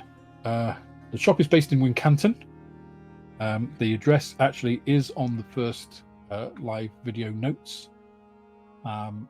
It's also on the website. It's a little bit difficult to find actually, but if you type Man's Model Moment Shop into Google, I am the first result. I am registered on Google as a business now. It takes a little bit for it to come through. And if you do buy anything from the online shop, please do leave me a Google review. I think it really helps when you get to 5 Google reviews. That's kind of the threshold at which you know, it starts to take notice. That's a good question. What size bottles are the Outlaw paints? Unfortunately, completely different to anything I have, I think. Let's just try them against the Tamiya. They're a little bit thinner than Tamiya bottle. If you want an exact measurement, you have, as I'm sure everybody has just sitting on their bench, a digital vernier caliper.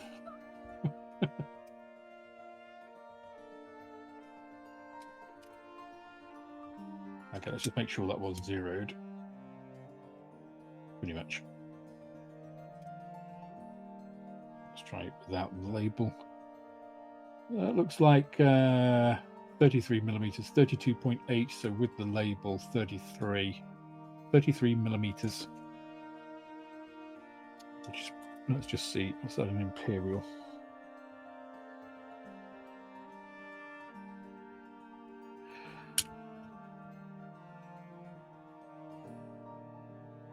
.323 inches. It's not a particularly handy measurement, isn't it? 33 millimeters is a much easier measure. And I'm sorry, America, but you kind of need to get with the international system.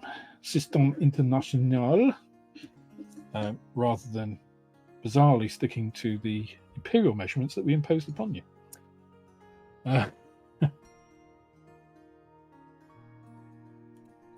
Yeah, I think they are similar to MRP and is it SMS? Oh, there we go. Tins of old Airfix. My dad, I remember one of my earliest memories is of getting we used to have like one of those old tin, like Quality Street, or I think it was Quality Street tins, one of the square metal tins that used to get confectionery in back in the day. And of course, that was where Dad used to keep all his enamel paints, in this little cupboard under the kitchen sink. And yeah, in there were those old Airfix tins, which were quite thin and narrow, weren't they? They were quite tall. 50 years old. Wow. Are you wrong? Absolutely not.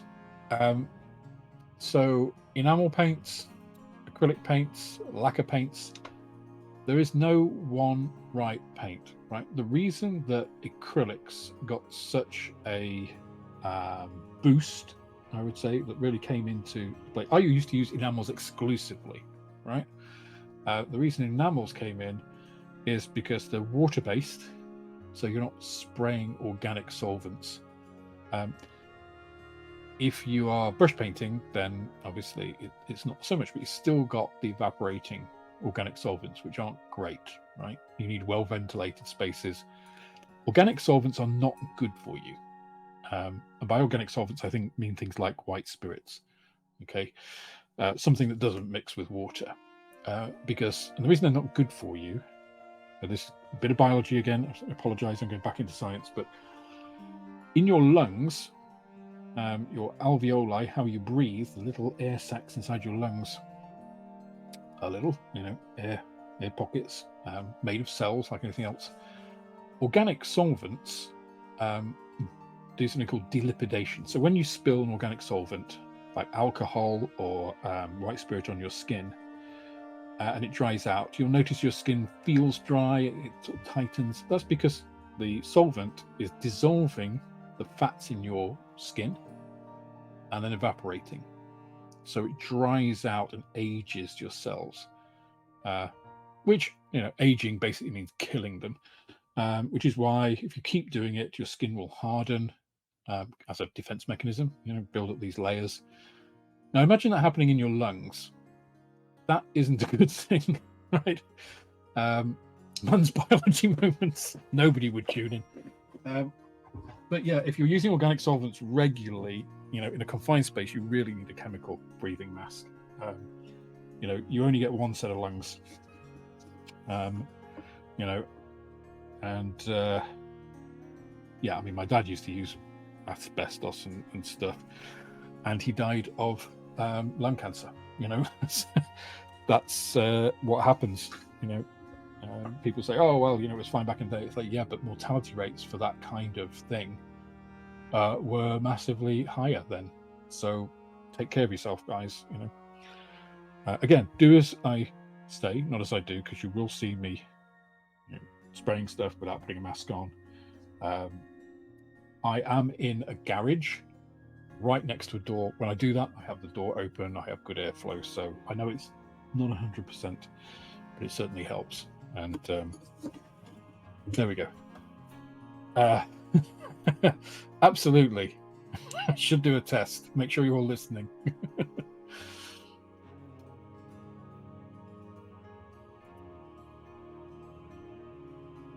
Hi, taggers. Good to see you again. Airport hotel.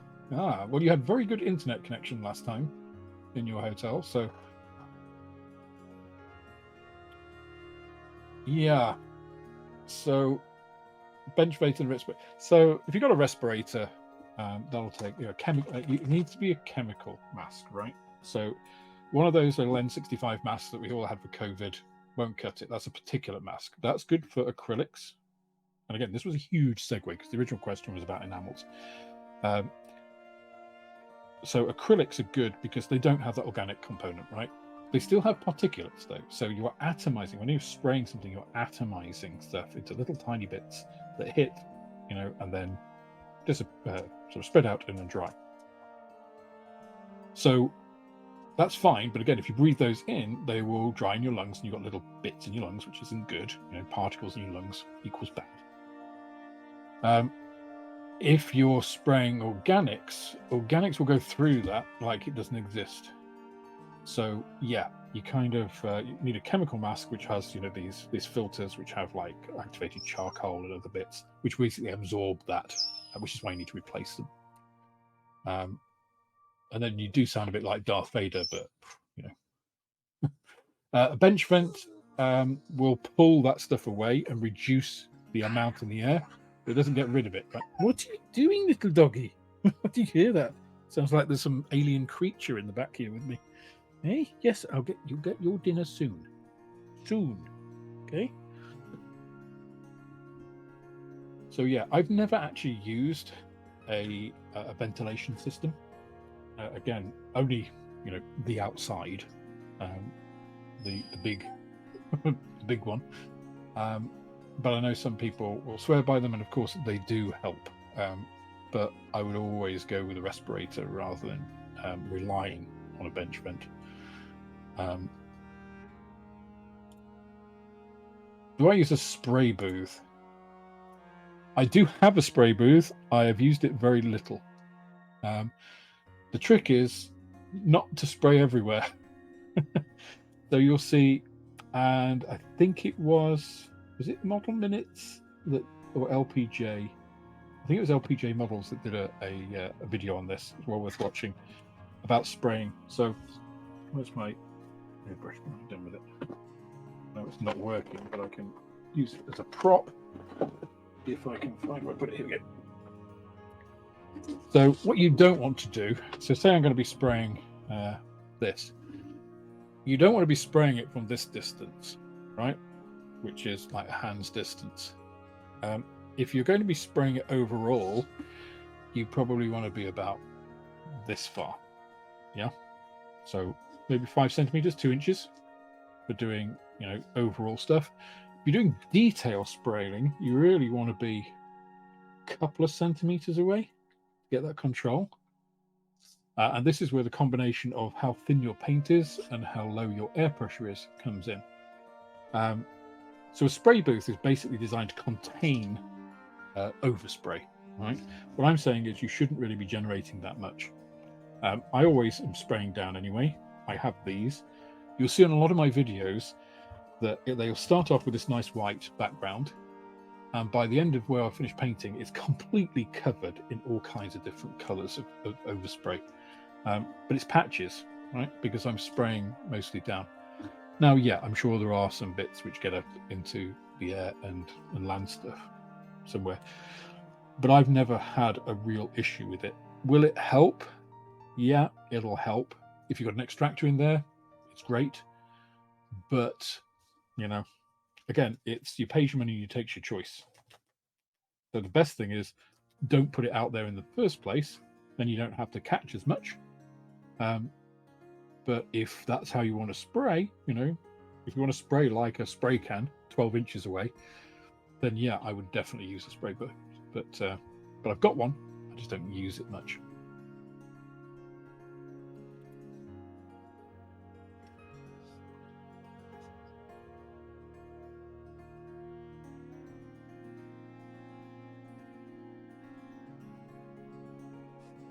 Okay.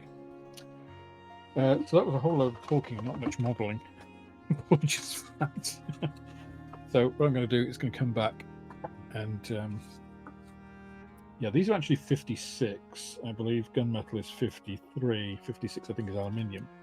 But this is a good way of demonstrating something else. In another way I will paint things is for stuff like this, which isn't going to be seen that much. I often paint it in a darker shade than it's going to be to start with. And then I'll dry brush it. So in this case, I'll dry brush this in flat aluminium. And it creates that same effect of artificially increasing the depth. Then I'll give it a wash and I'll call that done. And that will provide enough contrast and that illusion of depth for something that is going to be effectively out of sight, and if you just glance at it, you'll see that effect. But yeah, painting a darker color underneath, and you'll see I do this on armor a lot. Armor I generally prime in black, so I'll prime the whole model in black rather than gray, and then I'll come in with the base color, like say on the JS2 I did with green, do it all over with green, and I'll gradually lighten that green in the airbrush, creating areas of light and shadow on the model. And that's basically creating that illusion of depth and difference. And then I'll go in with oils and create the, the tonal variation. But for stuff like this, doing a dark color, dry brushing in a lighter color, doing a wash, and then obviously selectively removing that is a pretty fast way of creating, a reasonable level of depth without investing too much time and effort in it. Especially in something like this, which is pretty much never going to be seen. But I don't know whether it'll come through on a video or not, but just doing this couple of coats of this gunmetal, well, oily steel, there's no real brush marks on this. And the way you can tell, especially, is there is actually a pin ejector mark here. I don't know if you can see it. Just here, a pin ejector mark just behind these bottles, which you can see quite easily. So obviously, the thicker the paint you use, the more it'll tend to pool in areas like that. And again, the reason you don't want that, of course, is because that lessens the effect of things like washes. It blends it together rather than keeping those nice sharp divides to create that illusion of depth. Because all we're doing in all of this is creating... We are illusionists. What are you doing, Pebble? Yes, we are illusionists working with smoke and mirrors, trying to recreate the falling and interaction of light on surfaces. That's the way I always try to look at it. Because looking at it that way is a bit different than I'm just going to paint this green. I think it's a useful exercise for me. Other people might be listening to me talking and thinking, what the hell are you talking about? Which is fine, right? What colour did I sign for the chair?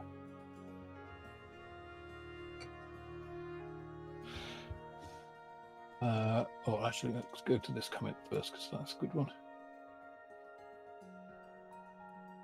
Sort of glad you're not wrong for being a traditional enamel user. So, as I said in the prior video, one of the great things about our hobby is there is no way to model wrong, right, for you. Just because other people might not like it, that's their issue, not yours. I think it is illustrated very nicely by, what colour do you decide for the chair? That is a response, I'm guessing, to Nunu's model. Again, if you've not seen Nunu Plastic Alchemist's video on his Nat build, that kind of is exactly the point, right? Because he did a really interesting, effectively, wasn't it, Nunu, like a build by committee, asking the chat, what colours things should be done in, and came out with a blinged out Nat, which, I'm pretty sure one doesn't exist in the world. It would be great if it did, but it's fun, right? And it's different. And I think what you've done is great, and it's part of what inspired me to do this build series, although this is nowhere near as interesting in that respect. So there is no wrong way in modeling. Yeah, if you're entering a competition, if you want to go into competition, then you have to play by the rules, right? If you're not doing competition, you can do whatever the hell you like, and nobody can tell you it's wrong. I mean, they can tell you, but they're wrong, Do you enjoy it? Do you enjoy what you're doing? If you're doing it to please somebody else, if you're doing it as a commission or for competition, then you're putting yourself deliberately in a place where that is the case, right? Everything else, there isn't a wrong. And whatever materials you use. In fact, I started a video almost a year ago now, which I will get back to, but it was more of a mini painting one. I actually think I'll adapt it because I've got some starter kits. Basically, I started painting some minis using the cheapest acrylics I could find, hobby acrylics. I think they were sold in Aldi or Lidl, and just seeing what effect. Now, most people would say you can't use those. Yeah. You can. I mean, they have terrible pigment density. They are not great paints to use. But if that's what you have access to, if that's what you can afford, you can still get results with them. So again, you know, I don't believe there are absolutes in modeling other than the one, you know, the great mantra of if you're enjoying it, it's right. Yeah, absolutely, Nuno. I think you've hit there. Exactly. I think live streams are about interaction, and it's about everybody's mutual enjoyment, right? And learning together, if that's the purpose of the stream, or just having some fun. And yeah, Tagger's good point. Fuzzy dice. I think that was a great touch. So again, those of you who haven't seen that stream, head on over to Plastic Alchemist channel. Check out the build. How many are there, Nuno, now? Is it 3? I'll give it a moment for you to get back on that one. But yeah, so pink interior, pinky purple interior, cowhide pattern seats, fluffy dice, you know, truly blinged out nat. I'd love to see one in reality done in that way.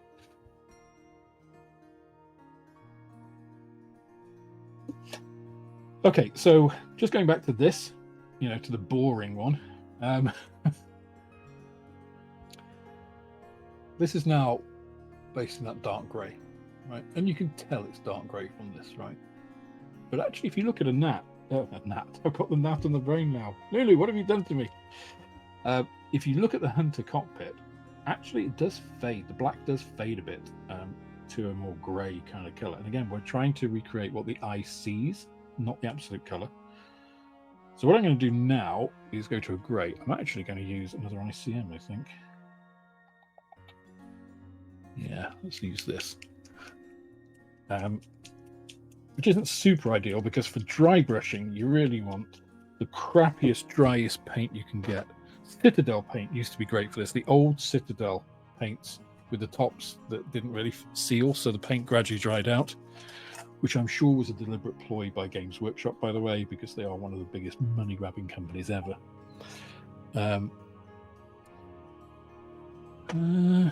Actually, I've got some... No, we'll stick with the icing. So yeah, the drier the paint is, the easier it is to dry brush with. Pretty obviously, right, from the description of the technique.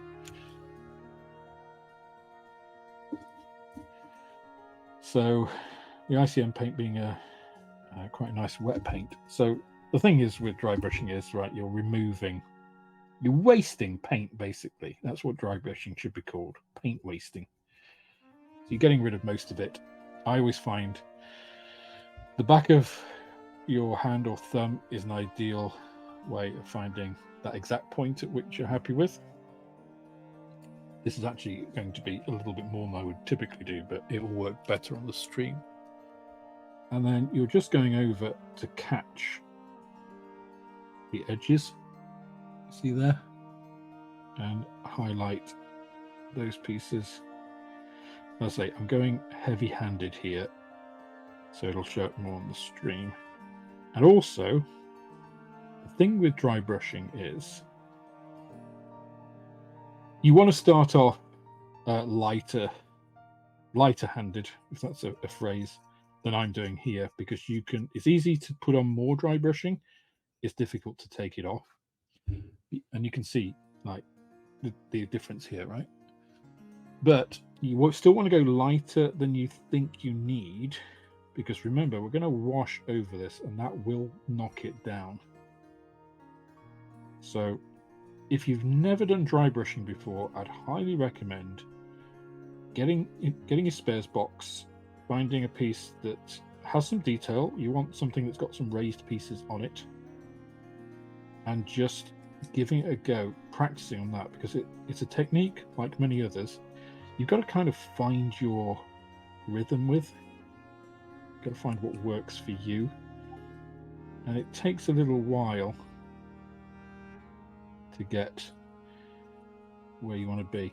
So one of the things it's doing here, that I'm doing deliberately, so yes, it picks out the edges in detail, but I'm also going on the sides a bit to try and get that, because I'm not airbrushing, to try and get the lightness kind of going in more. And you can use kind of there's lots of things you can do with dry brushing and stippling. Is kind of that kind of, here I'm stabbing. That's having a different effect. That's kind of stippling down on the bit. But what we're doing there is I'm getting more of an effect here, and much less in this corner, where there'll be natural shadows gathering. Because what you don't want to do is stick it right down there, right? Because light's not getting there in the same way. So with dry brushing, and even if you are an experienced dry brusher, if you're not trying things like stippling or using a slightly wet brush, all worth trying out. Again, I think you are never too old or too experienced to try new things. Now I'm doing the same thing with the ejection seat here, which I'm going to take off that because it's easier to do with it in my hand. I always try and brush in the direction that the light will be coming from. So there you see why, because it's getting more on this top bit and less at the bottom.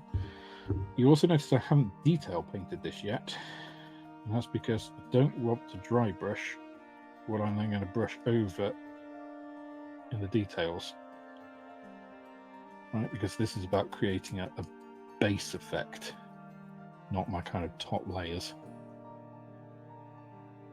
So don't worry about, over brushing onto stuff that you're going to paint over anyway. You want to be doing the kind of background, the baseline of this, and then you can come back and do your detail paint and whatever else you want to do on top of it. It's very difficult to go back and correct dry brushing, though. Not very difficult, it's a pain in the arse, basically.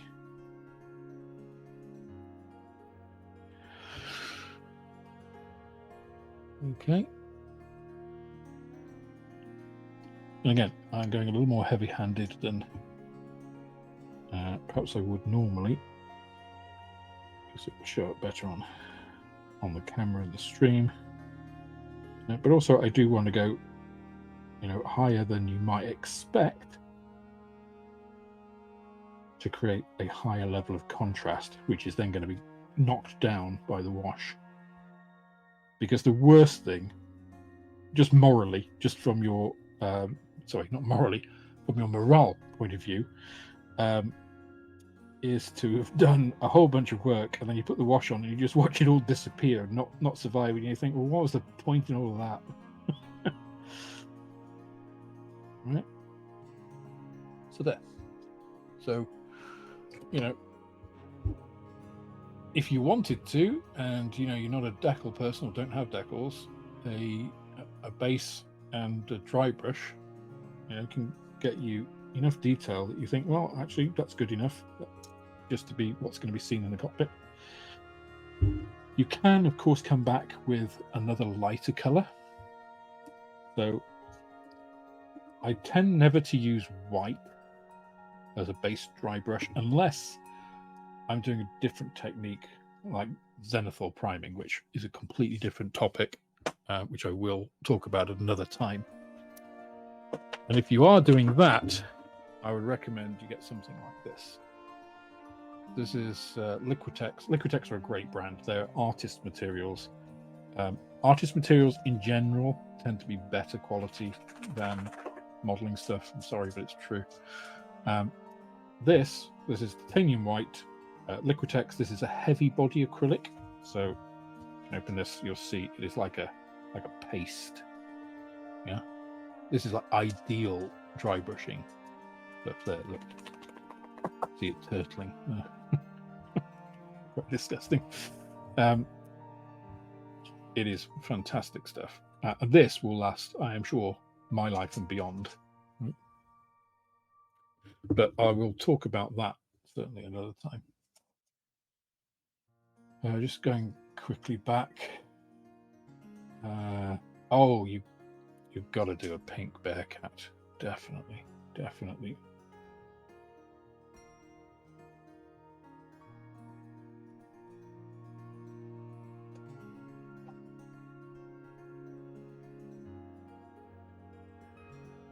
Yeah, Games Workshop. Games Workshop, an interesting company. Again, I can talk at length about Games Workshop, but that I think is for another time. So this, I think, is ready for its decal. I'll do that at the start, I think, of next time. This is ready for its detail painting. And after we've done that, it'll all be ready for washing. Actually, just before we finish, let's just go quickly. Very quick dry brush of the interior. We just need to pick out those ribs. There's just enough, I think. It was a reasonable effect there. This actually isn't an ideal brush for dry brushing. You generally want one with shorter bristles. I actually find there is a brand here. You can buy specialized dry brushes, right? They're very expensive. And in my own opinion, a complete waste of money, because you can buy things like this. This is an elf contour brush. This is a makeup brush. This is probably one of the best dry brushing brushes I've ever used. And I can't remember how much, because I did buy like a whole bunch of them. You could only get them from the States at one point. And a friend in Canada, well, from North America, a friend in Canada helped me get them. They're just really good. This one's actually dried out. I need to give it a good clean with brush cleaner. But you see, nice soft brushes. So other makeup brushes work. It's just Elf happened to be a really nice brand, really good quality.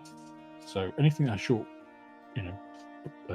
dense bristles like this that you can, just rub over a model. Yes, we'll get food. My dog reminding me there that we need to eat. Is really good for that. So again, just an example of, you can spend as much or little as you want with modeling. There are always materials that we can use which are actually as good or better than some of the proprietary tools that we can buy. But the Elf contour brush is a really good one for dry brushing. So this is all at a stage where I think we can do some more bits. I've done a lot of talking tonight, and I realise not a lot of modelling. I apologise for the airbrush situation. I'll have a look at my compressor through the week, see if I can get that up and running for next time. And we'll get some details done on this. We'll get the cockpit finished into the fuselage, and I think then we're going to progress pretty quickly through the rest of the build. I think by the fourth session I'll be on to actually painting the exterior and all of that good stuff. Let's see if that prediction comes true. Just see that. Yes, I do end up buying a lot of Moss's auction. So I'll let you into a secret, guys. And I think it's probably something that you haven't really caught on to, but one of the reasons that I will bid on stuff at Moss's auction is that quite often there aren't a lot of bids, and I think Moss does a really good job, and I think he deserves not to. I know we all like bargains, but I think also we should support our friends and fellow YouTubers, and I want to make sure that he gets decent prices for his kits. I don't want to see them go for like a $5 and stuff. I would rather buy them at a higher, try and give the auction up a bit. And I'm happy to buy the kits. I will always find a place for them, either in my own stash or in the shop, so that other people can enjoy them if they're not something that I particularly want. But yeah, I think we should all have that kind of view. The auctions aren't really about us getting the cheapest possible kit we can. It's really about helping each other out. And I think if you do that, I would like to think that the kind of karma thing comes back to you, and other people will help you out at the same time. That's part of what our little YouTube circle is about, really. It's about trying to help each other's channels. It's about how to get the word out to the modelers, get other people into the hobby. That's one of the things that I'd like to hope that comes from these live streams, is that if some people learn some things along the way, I'll be very happy. I'm just modeling, so I can do this all day with or without the camera. I'm really happy to actually have the chat there and to be distracted by it, and go on talking about science and other esoteric topics along the way. And if you learn about science as well as modeling, then I'm even happier. But yeah, I just think it's in the spirit of being good people, good friends, and that's kind of one of the reasons that I want to support Moss's auctions, and I hope you guys do too. I know that he's had several people not pay him for goods that they've won, so that he spent a lot of time and effort, researching postage and stuff, and then they haven't come to fruition. I understand people's circumstances change, but I think if you've committed something like an eBay, there's a legal contract there. He's just doing it, off his own back. So I would say, if you guys can support him in that kind of thing, I just think that's a good thing to do. I'll get off my soapbox now. I don't mean to lecture anybody. That's not the intent. But that's all I'm going to be doing for this evening. I think 2 hours is long enough. My doggo, as you can hear, is asking for food. Say hello to the good people. This is Pablo, the scale model doggo, who is looking for his food. So I think, oh God, there we go. Now I was saying about, I forget that I got these things on, right? This is just to show that that's not BS. I can't get the camera right now. There we go. So I've completely forgotten I've got these things on. They do leave a bit of a mark, but it's not actually, it doesn't hurt. So from Pablo, bye everybody, and I will see you guys next time. That's all for this instalment of Man's Model Moments. If you enjoyed the video, please click the like button, subscribe to the channel for more like it, and share this video with others you think would also enjoy it. You can also follow me on Instagram, Twitter and Facebook, and if you're feeling generous, then I also have a Patreon, which is absolutely the best way of helping me to grow the channel and produce more content like this. With that, I hope you have plenty of modelling moments of your own, and I look forward to welcoming you in the next video.